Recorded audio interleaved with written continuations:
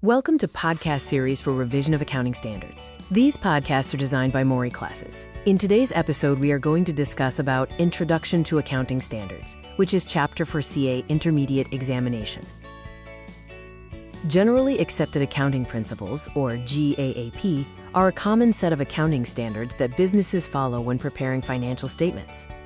Internationally, these are known as IFRS, while in India, we have Accounting Standards, ASS, and Indian Accounting Standards, IND-AS.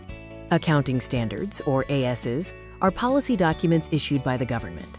They cover the recognition, measurement, presentation, and disclosure of accounting transactions, aiming to promote timely and useful financial information and ensure comparability of financial statements. Benefits of accounting standards include standardizing accounting treatments, requiring additional disclosures, improving the comparability of financial statements, and reducing the scope for creative accounting practices. In India, the Institute of Chartered Accountants of India, ICAI, constituted the Accounting Standards Board, ASB, in 1977.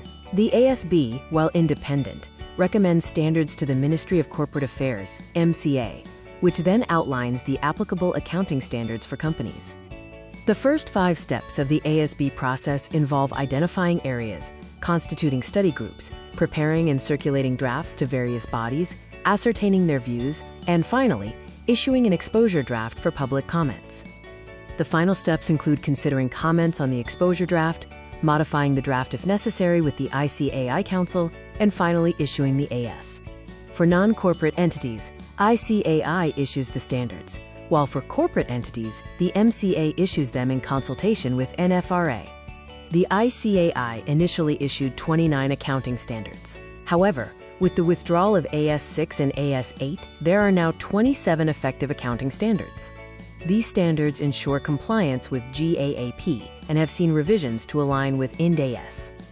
Accounting standards are categorized based on presentation and disclosure, assets, liabilities, items impacting financial statements, revenue, and other categories like consolidated financial statements. This slide provides a comprehensive classification. The ICAI's ASB develops accounting standards, which are generally mandatory for enterprises. While ICAI ensures member compliance, ASS do not override laws. Currently, 27 notified ASs are recognized by the Companies Act. Convergence to global standards is crucial for raising international funds, ensuring comparability of financial statements, and promoting uniformity and transparency. This helps global investment flows and benefits all capital market stakeholders. The International Accounting Standards Committee, IASC, was established in 1973 and evolved into the International Accounting Standards Board, IASB, in 2001. IASC issued IASs, while IASB now publishes International Financial Reporting Standards, IFRS. IFRS, the global standard, includes IFRS issued by IASB, IAS issued by IASC, and various interpretations. These principles-based standards are widely adopted, promoting global consistency in financial reporting. A country can become IFRS compliant through adoption, directly using IFRS, or convergence, developing compatible standards. India opted for convergence, with IND-AS being largely similar to IFRS, but with some carve-outs.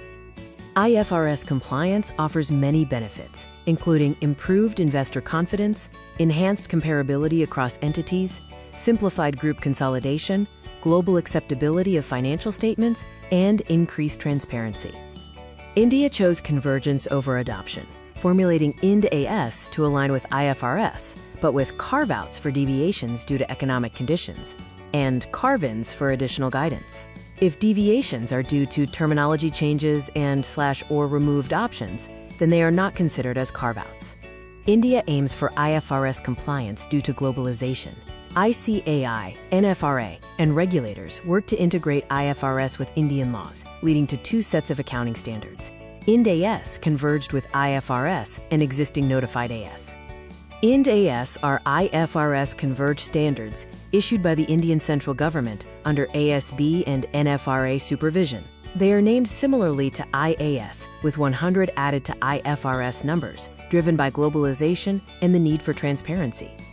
India began moving towards IFRS in 2006, with IND-AS initially expected by 2011.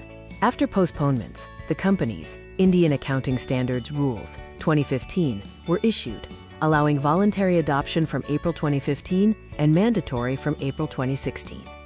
The IND AS roadmap for companies, excluding banks, insurers, and NBFCs, outlined phased mandatory implementation based on listing status and net worth, starting from April 2016.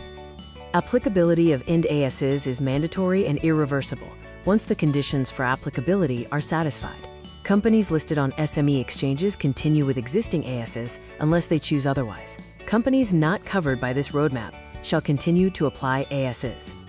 The roadmap for NBFCs began with mandatory implementation from April 2018 for those with net worth of 500 crore rupees or more, extending to others from April 2019.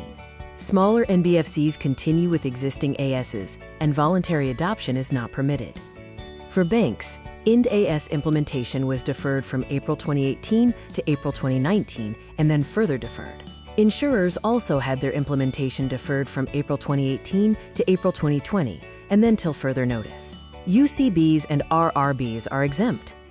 This concludes today's episode on the Introduction to Accounting Standards from the podcast series Revision of Accounting Standards by Mori Classes. I trust this detailed discussion has provided clarity on meaning and differences between AS and IND AS, their formulation process and implementation strategy in India, including the progression towards international convergence. I wish you the very best for your forthcoming studies and examinations. If this video was helpful, please share it with others. We at Mori Classes greatly appreciate your support, including subscribing to our channel and leaving comments with your feedback and suggestions for future topics.